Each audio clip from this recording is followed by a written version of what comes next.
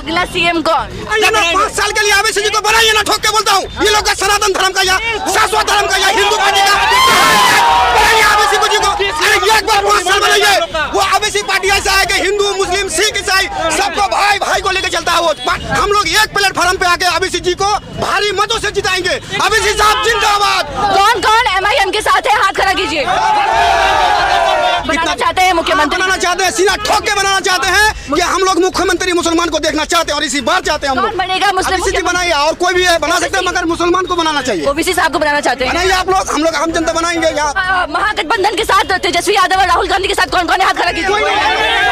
बंदा भी नहीं मिलेगा, एक बंदा नहीं मिलेगा तेजस्वी के साथ। अच्छा। तेजस्वी ढेर शाना बन रहा था। हाँ। तेजस्वी के पास 6 सीट मांगा गया था, नहीं दिया। अब हम 6 नहीं 24 सीट लाएंगे सीमांचल में। कोचा धामन में पतंग ही पतंग रहेगा, पतंग ही पतंग रहेगा। हम 18% को भी हिस्सेदारी चाहिए। अगर हिस्सेदारी आप नहीं देंगे तो हम लड़के लेंगे हिस्सेदारी। कांग्रेस और ये आरजेडी और बीजेपी मुसलमानों को ठगने का काम किया और हमेशा से मुसलमान ठगते ही जा रहा है। चाहते हैं कि मुस्लिम उप मुख्यमंत्री बने? बिल्कुल चाहते हैं। हमारी जब 18% की आबादी है पूरे बिहार में, तो हम क्यों नहीं मुस्लिम मुख्यमंत्री लें? जब वो 14% की आबादी में मुख्यमंत्री हो सकता है तो हिस्सेदारी तो हमको भी चाहिए। 2% की आबादी में मुकेश सहनी वो डिप्टी सीएम का पद ले रहा है, भाई तो हम 18% का दरी बिछाएंगे। नमस्कार, स्वागत है आपका मेरे चैनल पर। मैं आपके साथ निशा झा इस वक्त बिहार के सीमांचल में मौजूद हूँ। लगातार आपको सीमांचल के अलग अलग विधानसभा सीटों पर माहौल दिखा रही हूँ। आज जो विधानसभा सीट पर मैं मौजूद हूँ उस सीट का नाम है कोचा धामन। कोचा धामन से 2020 के बिहार विधानसभा चुनाव में एमआईएम के जो कैंडिडेट थे उन्होंने जीत हासिल की थी और इस बार हम आम जनता से बातचीत करते क्या दोबारा एमआईएम जीत हासिल कर पाता है या फिर इस सीट से परिवर्तन होने वाला है। चलिए जनता भी खड़ी होगी, इनसे बातचीत कर लेते हैं। क्या माहौल नजर आ रहा है जी? क्या माहौल नजर आ रहा है इस बार? ये कोचा धामन की बहुत अच्छी माहौल है जो एमआईएम से बहुत भारी मतों से भी लीड करेंगे और सिर्फ ये कोचा धामन ने पूरे सीमांचल में बड़ी मजबूती के साथ एमआईएम पार्टी लीड करेगी और ज़्यादा से ज़्यादा सीट यहाँ से जीतने की कामयाबी मिलेगी। क्या कारण है एमआईएम सीमांचल में? हर कोई इंसान जिससे भी बात कर रही हूँ सब एमआईएम का ही नाम ले रहे हैं। क्या राजद और जेडीयू का माहौल नहीं है क्या यहाँ पे? देखिए कारण इसमें यह है कि आज़ादी से लगभग अब तक 78 सालों में खास करके इस सीमांचल में चाहे वो कांग्रेस हो चाहे आरजेडी हो, सब कोई सिर्फ मुस्लिम को नहीं यहाँ के अति पिछड़ा दलित को भी ठगने का काम किया है। पूरे हिंदुस्तान में सीमांचल, बिहार राज्य में सीमांचल सबसे पिछड़ा इलाका है। आज किशनगंज की अगर बात किया जाए तो किशनगंज में बहादुरगंज विधानसभा एक ऐसा क्षेत्र है जहाँ अभी तक पुल नहीं बन पाए, लोगों का सड़क से जाने इस पार से उस पार में दिक्कत हो रही है। तो ये सारे समस्या सीमांचल में बहुत ज़्यादा है। क्या लग रहा है आपको, जैसे सीमांचल मुस्लिम बहुल इलाका है, मुस्लिमों की आबादी ज़्यादा है, इसलिए क्या ये पिछड़ा रह गया? क्या इसलिए पिछड़ा रह गया, इसलिए इसका विकास नहीं हुआ सीमांचल का? अगर मुस्लिम मुख्यमंत्री होता तो क्या विकास हो जाता सीमांचल का? नहीं, देखिए सीमांचल को पीछे रखने के कारण यहाँ कुछ नेता का भी हाथ है। जो नेता कभी नहीं सोचा कि हम सीमांचल को आगे लेके चले। जब भी यह हमेशा मुसलमान ही लीडर अक्सर इस सीमांचल में जीते हुए, लेकिन कभी ये जीत के मतलब क्षेत्रों का काम करने के लिए कभी नहीं सोचा। आप चाहते हैं, मैं आपसे एक सवाल पूछना चाहती हूँ, तेजस्वी यादव ने अपने आप को मुख्यमंत्री चेहरा ऐलान कर दिया है, ठीक है, उप मुख्यमंत्री का चेहरा भी ऐलान कर दिया मुकेश सहनी, और उन्होंने कहा आगे और भी उप मुख्यमंत्री चेहरों का ऐलान करेंगे, उसमें से मुसलमान भी होगा। लगता है भरोसा है आप लोगों को? देखिए तेजस्वी यादव को मुसलमान से उतना मोहब्बत ही रहता ना तो अब तक वो ऐलान कर देते। क्यों नहीं ऐलान किए? मुसलमानों से उतनी मोहब्बत और सीमांचल के मुसलमानों से अगर मोहब्बत रहता, हमेशा तेजस्वी यादव यहाँ से वोट लेने का काम किया। अगर उतनी ही मोहब्बत है तो आप ऐलान कर दीजिए ना कि मैं मुस्लिम उप मुख्यमंत्री एक शख्स को बनाना चाहता हूँ। कहाँ भी ऐलान किया? ये हमेशा कांग्रेस और ये आरजेडी और बीजेपी मुसलमानों को ठगने का काम किया और हमेशा से मुसलमान ठगते ही जा रहा है। इसमें कोई शक या कोई दोहराई की बात नहीं है। चाहते हैं कि मुस्लिम उप मुख्यमंत्री बने? बिल्कुल चाहते हैं। हमारी जब 18% की आबादी है पूरे बिहार में तो हम क्यों नहीं मुस्लिम मुख्यमंत्री लें? जब वो 14% की आबादी में मुख्यमंत्री हो सकता है तो हिस्सेदारी तो हमको भी चाहिए। 2% की आबादी में मुकेश सहनी वो डिप्टी सीएम का पद ले रहा है, भाई तो हम 18% का दरी बिछाएंगे। हम 18% को भी हिस्सेदारी चाहिए। अगर हिस्सेदारी आप नहीं देंगे तो हम लड़के लेंगे हिस्सेदारी। कौन देगा हिस्सेदारी? बिल्कुल हम लोग अपने जितने भी 18% है और जहाँ भी एक हक की लड़े। आज मैं आपको एक स्पष्ट कौन देगा आप लोगों को हिस्सेदारी? जनता छीन के लेंगे, जनता छीन के लेंगे हिस्सेदारी। दरी नहीं बिछाएंगे, कुर्सी नहीं अब मुसलमान दरी नहीं बिछाएगा? नहीं बिछाएगा। भाजपा वाले या एनडीए की सरकार या नीतीश कुमार बहुत विकास किया है मुसलमानों का, मगर आई लव के नाम पर, कब्रिस्तान के नाम पर, मंदिर मस्जिद के नाम पर, हमारे भाईचारे के नाम पर क्यों लड़ाते मुसलमानों के साथ? आज हमको इंसाफ चाहिए। ये बता रहे हुकूमत से अपील है, हम तमाम लोग से अपील है कि हम लोग एक प्लेटफॉर्म पे आके ओबीसी जिताएंगे। ओवैसी साहब जिंदाबाद। भाजपा वाले के नेता खुद बोलते हैं ना कि ऐसा ऐसा करेंगे ऐसा। भाई एक बिहारी भी जाता है कहीं पर तो मार खा के आता है। हमारे मुसलमान खास करके मार खाते हैं। एक मंदिर या मस्जिद के नाम पर, मंदिर और मस्जिद तो हमारे सरों का ताज हुआ करते हैं, जिसमें हम पापियों का क्षमा मांगने जाते हैं। मगर इन बजरंग दल की पार्टी हो या आरएसएस पार्टी हो या बीजेपी की पार्टी हो या एनडीए की पार्टी हो, आखिर हमारे मुसलमान को क्यों दगाई कर रही है, क्यों लात मार रही है? इसको इंसाफ चाहिए। और आम जनता हम लोग इंसाफ कर लिए हैं सीमांचल में, खास करके कोचा धामन में। अच्छा, आप लोग तो मुसलमान जो है, जो तेजस्वी यादव को तो बहुत वोट करता है, राजद वो को तो जंगल राज है, फिर से लाना चाहते हैं आप लोग।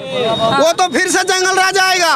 ओवैसी जी है, पतंग छाप को हम लोग जिताएंगे। अपना कौम है, अपना हम लोग 18% है, एक भी नहीं है, कुछ भी नहीं है देश में हम लोग का मुसलमान। कुछ है नेता, मुख्यमंत्री है, तो बनाना चाहते हैं मुख्यमंत्री, बनाना चाहते हैं, सीना ठोक के बनाना चाहते हैं कि हम लोग मुख्यमंत्री मुसलमान को देखना चाहते हैं और इसी बार चाहते हैं हम लोग। कौन बनेगा मुस्लिम जी बनाइए, और कोई भी है बना सकते हैं, मगर मुसलमान को बनाना चाहिए। ओवैसी साहब को बनाना चाहते हैं, बनाइए आप लोग, हम लोग आम जनता बनाएंगे या सरकार बनाएगा।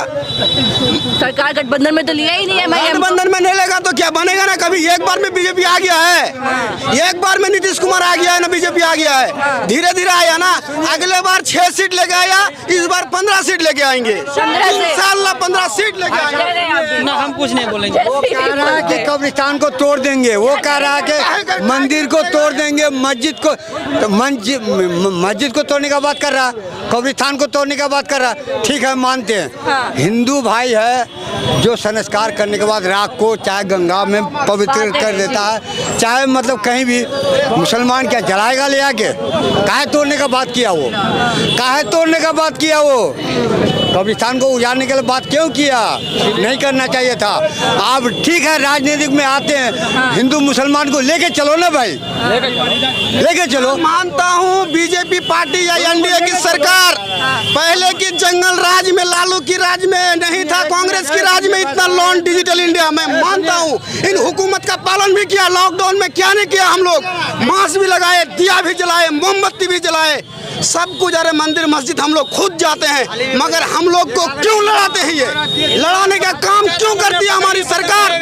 कोचा धामन में पतंग ही पतंग रहेगा, पतंग ही पतंग रहेगा। मुख्यमंत्री कौन बन रहा है बिहार का? बिहार का मुख्यमंत्री चाहे कोई भी बने, हम लोग कोचा धामन में लीडर पतंग छाप ओनली, कुछ नहीं।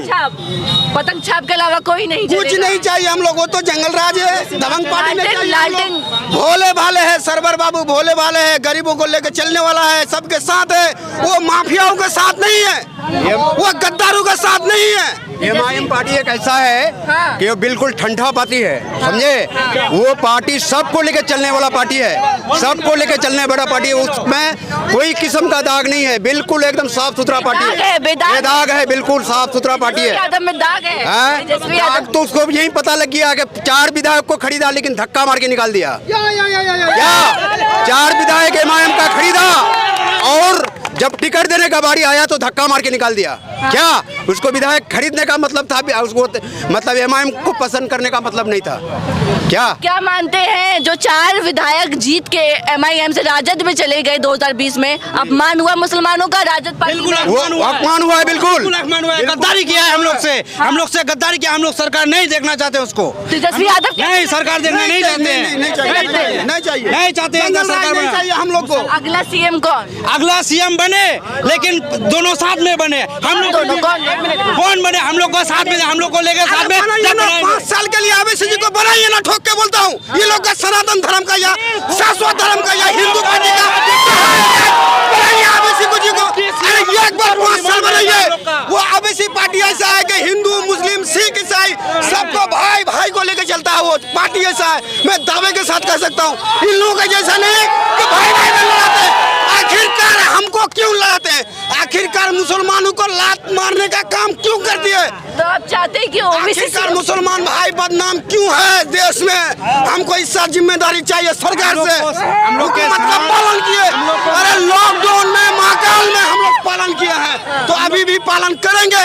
पालन करते हैं, मगर हम भाईचारा को खत्म करने की काम इस प्रधानमंत्री जी या देश के प्रधानमंत्री जी हमारे यहाँ पर कर रही है। इसलिए हम तमाम सीमांचल आपसे कुछ और पूछना है, योगी बाबा भी आने वाले हैं बिहार में, कुछ माहौल तो नहीं बदल जाएगा? स्वागत करेंगे योगी क्या बाबा? योगी जी का प्रणाम करता हूँ, मैं मानता हूँ, मगर योगी जी ठीक है, मगर बुलडोजर चलाते हैं सर, गरीबों का घर में इमाम साहब चलाते हैं बुलडोजर, उसको घर बना के दे, तब होगा सच्चा इंसाफ। जिसका घर तोड़ा है, सोशल मीडिया का जमाना है अभी का डेट में, सवाल पूछा होता है ना। आप बड़े कहे कि योगी का सवाल, योगी कुछ बिहार में आ गए, योगी से बिहार कुछ बदलने वाले नहीं। योगी खुद उत्तर प्रदेश नहीं संभाल पा रहे, इसलिए नहीं संभाल पा रहे कि योगी सरकार कानून को अपने हाथ में लिए हुए हैं। योगी सरकार भी पूरे उत्तर प्रदेश में बुलडोजर का चाहिए ताबड़तोड़ कार्रवाई कर रहा है। क्या किसी कानून इजाजत देता है बुलडोजर को ताबड़तोड़? किसी घरों साजिश है, लेकिन ये साजिश हमेशा ये नाकाम है और नाकाम रहेगी। योगी आने से बिहार में कुछ स्वागत करेंगे, अगर आएंगे तो भाषण देंगे, जनसभा भाजपा के लिए प्रचार करेंगे, स्वागत करेंगे आप लोग? क्यों स्वागत करेंगे?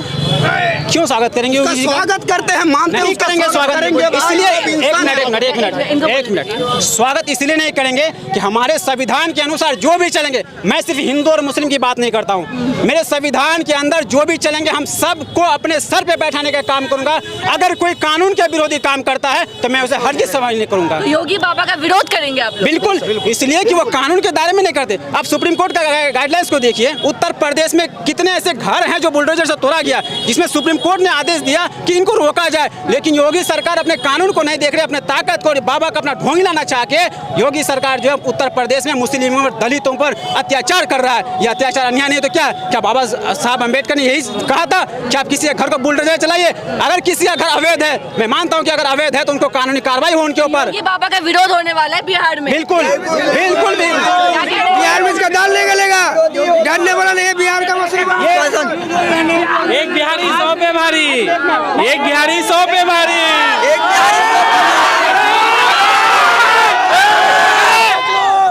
आज के खिलाफ जाएगा उसको यहाँ पे विरोध होगा, उसका जो भी संविधान के साथ जो साथ रहेगा उसको साथ में लिया जाएगा। अवैसी जी आके तो इंडिया बना दिया। आज तेजस्वी यादव को याद आया है कि बिहार में डिप्टी सीएम मुख्यमंत्री को मतलब किसी मुस्लिम चेहरा को डिप्टी सीएम बनाया जाए। मैं वही लालू प्रसाद से पूछता हूं, जब 2005 में बिहार विधानसभा का चुनाव हुआ, 29 सीट रामविलास पासवान के पास आया। 29 सीट जब रामविलास पासवान के पास आया और जब लालू की सरकार नहीं बन रहा था, तो रामविलास पासवान ने एक प्रस्ताव रखा लालू प्रसाद यादव से कि लालू जी आप इस चीज को मान जाइए कि मेरा जो 29 सीट है मैं आपको समर्थन दूंगा, लेकिन आप एक मुस्लिम उम्मीदवार को अपने कोटे से मुख्यमंत्री बनाइए। लेकिन उस समय क्या मोहब्बत खत्म है मुस्लिमों से? क्यों नहीं बनाया? नतीजा ये हुआ कि सरकार टूटा। फिर दोबारा सरकार भारतीय जनता पार्टी और नीतीश कुमार ने मिलकर बनाया। तो अगर ये बीजेपी आज अगर बिहार में शासन कर रही है तो कहीं ना कहीं लालू के हाथ है, जो आज बीजेपी 20 साल से लगातार बिहार में राजनीति करता है। अगर उस समय मुस्लिम उम्मीदवार को अगर मुख्यमंत्री बना दिया जाता तो आज इतने लंबे सालों से बीजेपी नहीं चलती। किसके साथ जा रहे हैं बिहार? एमआईएम के साथ। एक सेकंड और मीडिया में हमारी बात हुआ। बोल रहे कि इस बार मुसलमान वोट बैंक बनना नहीं चाहता है, वो अपना रहनुमा खुद खड़ा करना चाहे। तेजस्वी यादव वो बोल रहा है कि हम मुख्यमंत्री बनेंगे, वो अपना भाई का वो नहीं हुआ तो मतलब कैसे हो जाएगा मुसलमानों का? सबसे पहली बात ये है, वो अपना भाई का नहीं हुआ तो हम सबका कैसे हो जाएगा? तो कह रहे जो अपने भाई का नहीं हुआ बिहार का कैसे होगा? कैसे हो जा रहे हैं? चलिए ये बताइए। एमआईएम के साथ एमआईएम के साथ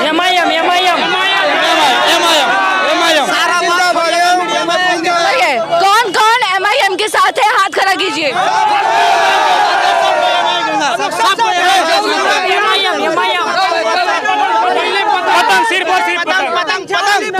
हर तरफ से पतंग पतंग पतंग।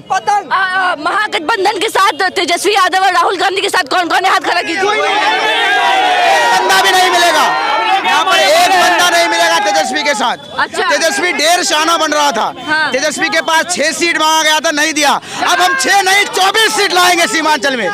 तेजस्वी यादव बोला है कि वक्फ बिल को कूड़ेदान में डाल देंगे अगर हमारा सरकार बना। ये भी ममता बनर्जी बोली थी, वो भी तो प्रधानमंत्री सीएम है ना, वो कहाँ कुछ कर पाई अब तक, बताइए।